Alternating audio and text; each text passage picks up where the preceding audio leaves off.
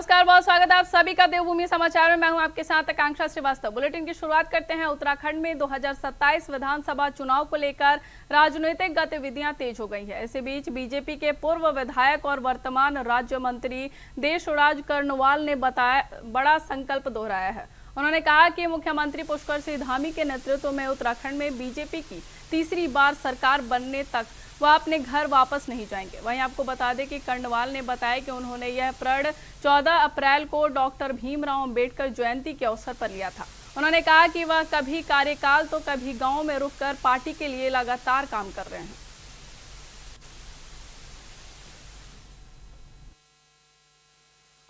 ने ये 14 अप्रैल को बाबा साहब डॉक्टर भीमराव अंबेडकर जी की जयंती पर ये शपथ ली थी कि तीसरी बार भारतीय जनता पार्टी की उत्तराखंड में सरकार नहीं बन जाती मुख्यमंत्री जी के नेतृत्व में, तब तक मैं घर वापस नहीं करूंगा। मैं घर नहीं गया हूं और मैं घर जा रहा हूं या नहीं जा रहा ये आपका काम है, चौथे स्तंभ का काम है। मैं घर तभी जाऊंगा तब तीसरी बार देवभूमि उत्तराखंड में भारतीय जनता पार्टी की सरकार बनेगी।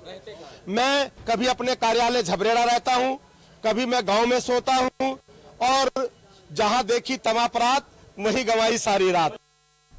अब बढ़ते अगली खबर की ओर। उत्तराखंड सरकार के कैबिनेट मंत्री प्रदीप बत्रा काशीपुर पहुंचे, जहां नगर निगम परिसर में आयोजित सरकार जनता के द्वार कार्यक्रम में उन्होंने विभिन्न विकास योजनाओं का शिलान्यास और लोकार्पण किया।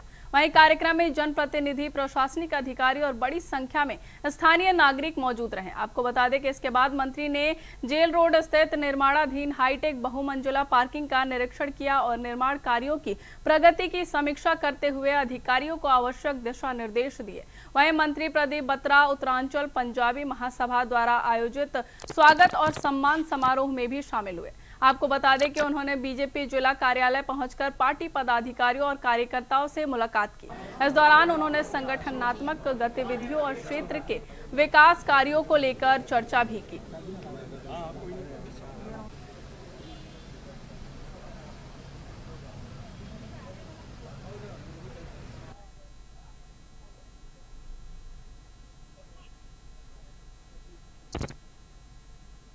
अब बढ़ते अगली खबर की ओर। लालकुआं विधानसभा क्षेत्र की बदहाल सड़कों को लेकर राजनीति घमासान तेज हो गया है।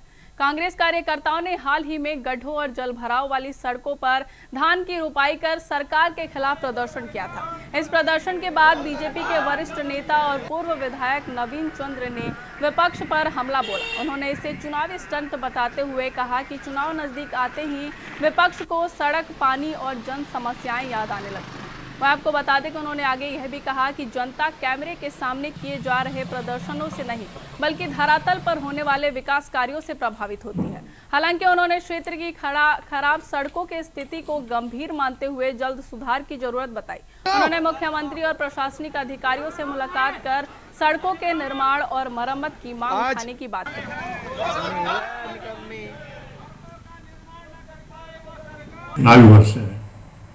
ये धान रुपाई करना, कहीं पर गड्ढे को प्रदर्शित करना और सोशल मीडिया पर उसको भेजना, ये चुनावी वर्ष की एक सामान्य बात है। लेकिन ये बात भी सही है और मेरा भी मानना है कि सड़कों की स्थिति बहुत ख़राब है और विशेषकर स्कूटी वालों को, स्कूल जाने वाले बच्चों को बहुत कठिनाई इसमें हो रही है।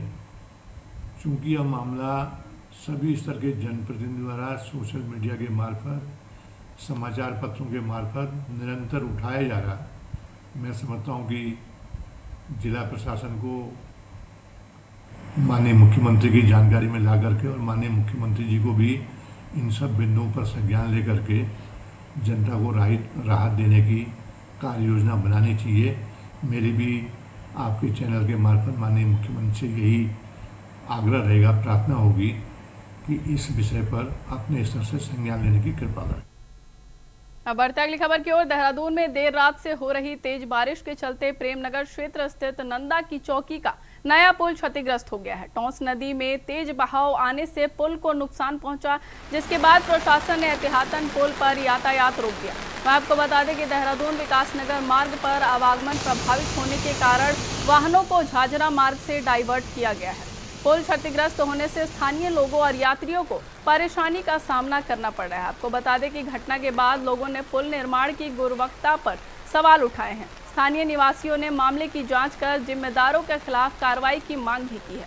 वहीं प्रशासन ने स्थिति पर नजर बनाए रखी है और सुरक्षा के मद्देनजर आवश्यक कदम उठाए जा रहे हैं।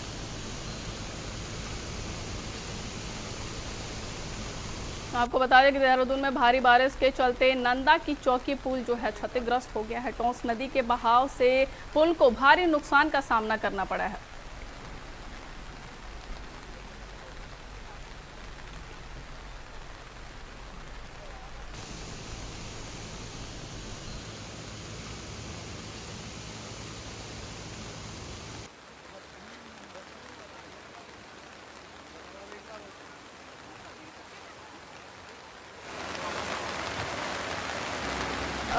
भारी बारिश के चलते यह पुल क्षतिग्रस्त हो गया है, जहां झाझरा मार्ग से वाहनों का डाइवर्जन किया गया है। देर रात से हो रही तेज बारिश के चलते प्रेमनगर क्षेत्र स्थित नंदा की चौकी का नया पुल क्षतिग्रस्त हो गया। आपको बता दें कि टोंस नदी में तेज बहाव आने से पुल को भारी नुकसान पहुंचा है। इसके बाद प्रशासन ने एहतियातन पुल पर यातायात रोक दिया है। वहीं देहरादून विकासनगर मार्ग पर आवागमन प्रभावित होने के कारण वाहनों को झाझरा मार्ग से डाइवर्ट किया गया है। पुल क्षतिग्रस्त होने से स्थानीय लोगों और यात्रियों को भारी परेशानी का सामना करना पड़ रहा है।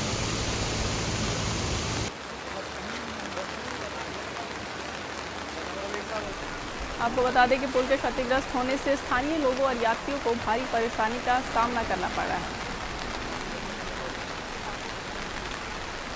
घटना के बाद लोगों ने पुल निर्माण की गुणवत्ता पर भी गंभीर सवाल उठाए हैं। आपको बता दें कि स्थानीय निवासियों ने मामले की जांच कर जिम्मेदारों के खिलाफ सख्त कार्रवाई की मांग की है।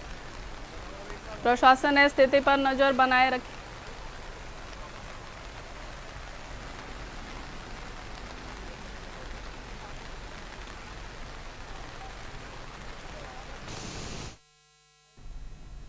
अब बढ़ते अगली खबर की ओर। हरिद्वार में रात भर हुई तेज बारिश से मौसम सुहावना हो गया है और तापमान में गिरावट दर्ज की गई है।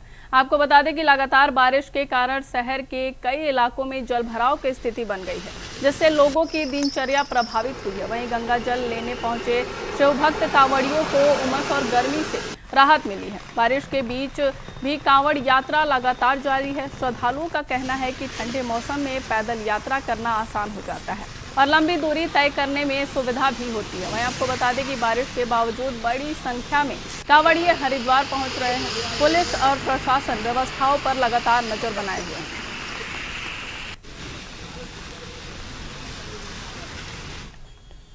जल लेके जा रहा हूँ। मेरा जल 61 लीटर है। मेरे साथ बोलों का 21-21 लीटर है और बाबा की बहुत अच्छी कृपा है जो इतना अच्छा मौसम कर रखा है और भविष्य की कोई दिक्कत नहीं है।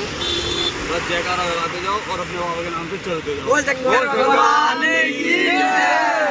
जयकारा वीर बजरंगी।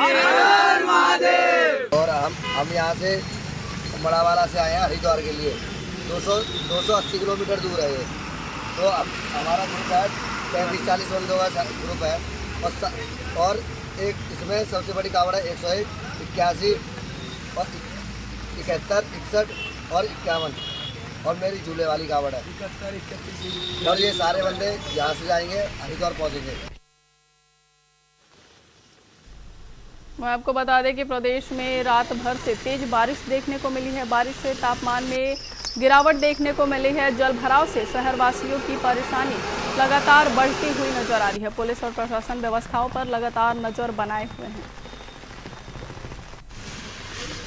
मैं आपको बता दें कि बारिश के बीच कांवड़ यात्रा लगातार जारी है। श्रद्धालुओं का कहना है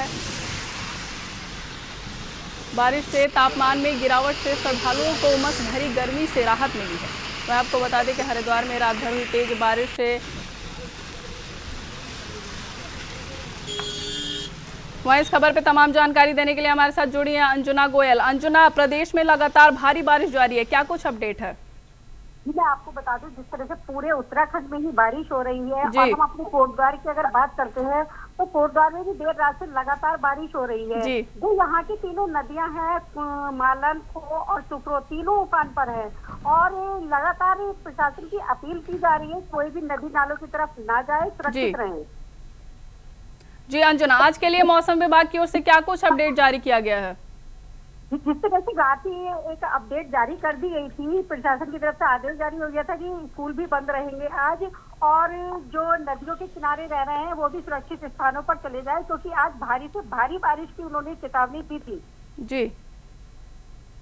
जी, भारी बारिश से कौन से इलाके सबसे ज्यादा प्रभावित हुए हैं? सबसे ज्यादा इलाकों की अगर हम बात करते हैं तो पौड़ी हो गया, पौड़ी गढ़वाल के साथ साथ टिहरी है, और अन्य देहरादून वगैरह में भी काफी तेज बारिश बताई गई है, और बारिश लगातार हो भी रही है, जिसकी वजह से जनजीवन कहीं ना कहीं अस्त व्यस्त हो गया है। और सबसे ज्यादा अगर प्रभावित होते हैं तो पहाड़ी इलाके हो जाते हैं, क्योंकि वहाँ पर भूस्खलन की भी संभावना बनी रहती है, रास्ते बंद हो जाते हैं। जी अंजना, तमाम जानकारी के लिए आपका बहुत बहुत धन्यवाद।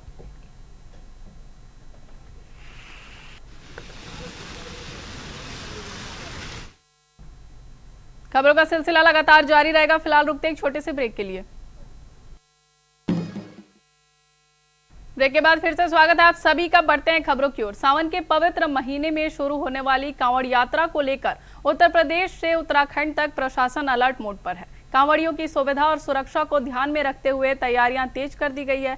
वहीं हरिद्वार समेत प्रमुख मार्गों पर साफ सफाई, पीने के पानी, स्वास्थ्य सेवाओं और ठहरने की विशेष व्यवस्था की जा रही है। आपको बता दें कि कांवड़ यात्रा मार्गों पर सुरक्षा के लिए सीसीटीवी कैमरों से निगरानी रखी जाएगी। वहीं जिन रास्तों से कांवड़िए गुजरेंगे वहां नॉनवेज दुकानों को बंद रखने के निर्देश भी दिए गए हैं। प्रशासनिक अधिकारी लगातार व्यवस्थाओं की मॉनिटरिंग कर रहे हैं। देखिए हमारी एक खास रिपोर्ट। सावन के पवित्र महीने में शुरू होने वाली कांवड़ यात्रा को लेकर तैयारियां तेज हो गई हैं। उत्तराखंड में कांवड़ियों की यात्रा शुरू भी हो गई है। कांवड़ियों के लिए साफ पानी, खाना, साफ मार्ग, एक एक चीज का काफी ध्यान रखा जा रहा है। जिन मार्गों से कांवड़िए गुजरेंगे वहां पर नॉनवेज की दुकानें भी बंद रहेंगी। यूपी से लेकर उत्तराखंड में प्रशासन के आला अधिकारी मॉनिटरिंग कर रहे हैं। धर्मनगरी हरिद्वार में कांवड़ियों की सुरक्षा के लिए सीसीटीवी निगरानी, रोशनी, स्वास्थ्य और ठहरने के लिए भव्य व्यवस्था की जा रही है। इसके अलावा उत्तराखंड के ही ऋषिकेश, रुद्रप्रयाग में भी कांवड़ियों के लिए विशेष तैयारियां की गई हैं। हरिद्वार में जो भी कांवड़ संबंधी वाहन आने वाले हैं उनके लिए एक सेपरेट ट्रैफिक प्लान तैयार किया गया है, जिसके अनुसार जो भी हमारे भगवानपुर और जो भी हमारे मुजफ्फरनगर नारसन बॉर्डर से जो भी ट्रैफिक आने वाला है उनको वाया अब्दुल कलाम चौक होते हुए नंगला इमरती लाते हुए उन्हें बैरागी कैंप पार्किंग में पार्क कराया जाएगा। इसी तरह जो बिजनौर की तरफ से ट्रैफिक आ रहा है उसको गौरीशंकर और नीलधारा में पार्क किया जाएगा, और देहरादून आने वाले ट्रैफिक को लालजी वाला और मोती चौक पार्किंग में पार्क किया जाएगा। कांवड़ यात्रा की तैयारियों के लेकर जनपद रुद्रप्रयाग की पूरी टीम तैयार है। हमारे पुलिस ने ट्रैफिक प्लान बना रखा है, आवश्यक फोर्सेस का डिप्लॉयमेंट होगा और पूरी यात्रा का जो मॉनिटरिंग है वो जो हमारा परिचालन केंद्र है वहाँ से किया जाएगा। आने वाले समय में मैं बताना चाहूँगा कि अगले 1 वर्ष के अंतर्गत जनपद के अन्य क्षेत्रों में भी इमरजेंसी ऑपरेशन सेंटर तैयार किए जाएंगे। इसका प्रस्ताव भी शासन परिषद कर दिया गया है, चाहे वो जखोली हो, चाहे वो तहसील ऊखीमठ हो और चाहे श्री केदारनाथ धाम हो, वहाँ पर भी इंटरनेट की अवेलेबिलिटी और जो मॉनिटरिंग सेंटर्स है वो बनाए जाएंगे। जो भी हमारा तैयारी करना है जो कांवड़ को सुगम और सुरक्षित बनाने के लिए, ताकि कांवड़ जो आ रहे हैं वो भी नियमानुसार अपना कानून के तहत रह के जल लेके अपना गंतव्य गांव पहुंचे, और यहाँ पे जो हमारे जो जनता है उनका भी परेशानी ना हो। तो ये हमें आज हमारे पुलिस फोर्स को ब्रीफिंग करा है। जो भी तय हुई है भाई कांवड़ का जो साइज है, डीजे का, साउंड का, वो सारा हम इंक्लूड करेंगे। और हमारा वो अपील भी है, जो भी कांवड़ आ रहे हैं हमारे नाइबरिंग स्टेट से, उनसे अपील है कि भाई हम शांतिपूर्वक यहाँ पे जल लेके अपना मंदिर पे। उत्तर प्रदेश में भी कांवड़ियों की यात्राएं शुरू हो गई हैं। शिव भक्त शिवालयों के लिए जल लेकर निकल पड़े हैं। यूपी के मुजफ्फरनगर, मुरादाबाद, अमरोहा, प्रतापगढ़, बांदा में पुलिस प्रशासन कांवड़ियों की तैयारियों में जुटा हुआ है। जाम न लगने पाए, यातायात सुचारू रूप से चलने लगे, इसके लिए मुख्यतः 3 बिंदुओं पर डायवर्जन का प्लान बनाया गया। सभी डायवर्जन पॉइंटों पे सीसी कैमरे के द्वारा निगरानी की जाएगी और वहाँ के शनिवार के शाम से मंगलवार के दोपहर तक शिफ्ट वार ड्यूटियाँ लगाई जाएगी। जो बिंदु डायवर्जन के लगाए गए हैं जिनसे शहर के अंदर वाहन आएंगे उन बिंदुओं को ब्लॉक कर दिया जाएगा, वहाँ पे बैरिकेडिंग लगा दी जाएगी और वहाँ पे फोर्स रहेगा हमारा। जो खाद्य पदार्थ है वही गाड़ियाँ आ पाएंगी आवश्यक सप्लाई वाली, बाकी और कोई गाड़ियाँ भारी वाहन शहर के अंदर नहीं आने दिया जाएगा। एक ट्रैफिक एडवाइजरी जारी की जा रही है, जिसके संबंध में सभी को ये सूचित किया जा रहा है कि जो मुख्य कांवड़ मार्ग है जो कि अतर्रा बदौसा होते हुए जाता है, इसमें सभी प्रकार के वाहन पूर्णतः प्रतिबंधित रहेंगे और जो भी छोटे वाहन रहेंगे वो बुंदेलखंड एक्सप्रेसवे के बाद बिसंडा कट होते हुए चित्रकूट पहाड़ी होते हुए चित्रकूट को जाएंगे। आप सभी से अपील की जाती है कि आप नियमों का अक्षरशः पालन करें और कांवड़ यात्रा को सकुशल संपन्न कराने में बांदा पुलिस की सहायता करें। एवं औषधि प्रशासन विभाग के अधिकारियों द्वारा जनपद में जो कांवड़ यात्रा प्रारंभ होने जा रही है उसके मद्देनजर कांवड़ यात्रा मार्ग पर आने वाले रेस्टोरेंट्स, खाद्य प्रतिष्ठान, उनकी जांच की जाएगी। इसके अलावा जो है प्रत्येक खाद्य प्रतिष्ठान पे, रेस्टोरेंट्स पर फूड सेफ्टी कनेक्ट ऐप चस्पा किया जा रहा है, जिसके माध्यम से ग्राहक संतुष्टि फीडबैक प्राप्त किया जा सकता है। यह दिशा निर्देश दिए गए हैं कि कांवड़ यात्रा मार्ग पर पड़ने वाले कोई भी रेस्टोरेंट ऐसा उसमें कोई भी नॉन वेज आइटम नहीं बिकेगा और कोई भी मांस मच्छी इस तरह की दुकानें जो हैं उस पर बंद रहेंगी। और अलग अलग कांवड़ यात्रा रूट जितने भी यहाँ पे रूट हैं सब पर जो है खाद्य सुरक्षा अधिकारियों की तैनाती कर दी गई है जो दिन रात वहाँ पे चेक करेंगे। इसके अलावा खाद्य प्रतिष्ठानों पर रेट लिस्ट भी लगाई जाएगी, कोई भी रेट से अधिक दाम नहीं वसूल पाएगा। सावन का पावन महीना जल्द ही शुरू होने वाला है। ये महीना भगवान शिव की भक्ति का सबसे पवित्र समय माना जाता है।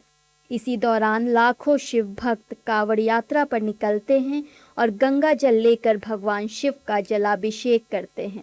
उनकी सुरक्षा और सुविधाओं को ध्यान में रखते हुए सरकार और प्रशासन भी बड़े स्तर पर तैयारियां करता है। साल 2026 में कांवड़ यात्रा 30 जुलाई से शुरू होकर 11 अगस्त तक चलेगी।